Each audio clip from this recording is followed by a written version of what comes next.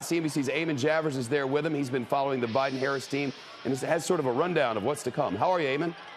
Yeah, Shep, I'm good. You know, many newly elected presidents have been able to dictate their own agenda as they take office, but the urgency of this moment is going to mean that the history that's happening right now is going to dictate to Joe Biden what his agenda must be. And he's going to start with his first priority, which is the coronavirus. And what we're expecting in terms of getting a handle on COVID-19, he's expecting to announce a coronavirus task force on Monday. At the same time, he's faced with rejuvenating this battered economy and healing the wounds of racial tension in the country. On top of that, he's going to have to unify a fractious Democratic Party where already centrists and left-wing members have been arguing about the path forward.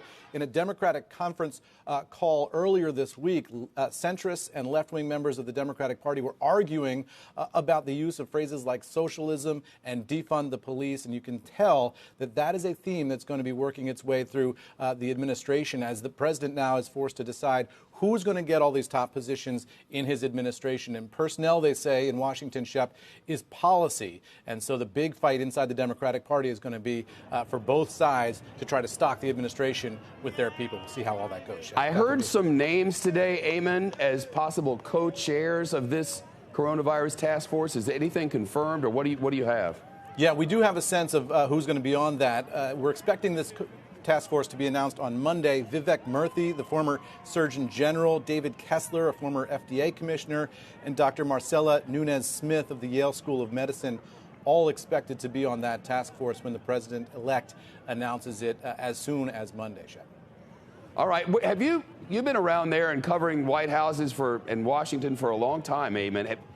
Can you relate this sort of party spectacle to any others that we've seen? I mean, I was there when Obama was first brought into office for Inauguration Day. That was big, but this isn't exactly an Inauguration Day. Yeah, this is entirely different, Shep. I mean, this town was happy when Obama was elected.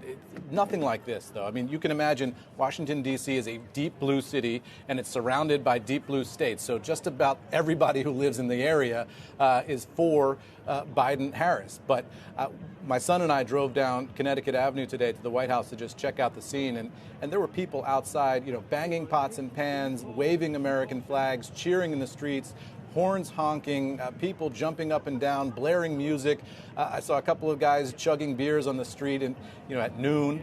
It was a wild party scene from the moment that this news was announced, and I think that the party is going to go well into the night. As I was driving over to our studio tonight, the police actually have exits off the highway blocked going into downtown Washington. So there's an effort here to sort of do some crowd control and keep some of this from getting a little too frantic as the evening goes on. And we'll watch that effort and see how it goes. But I've never seen anything like this in Washington, D.C., Shep. Shepard Smith here. Thanks for watching CNBC on YouTube.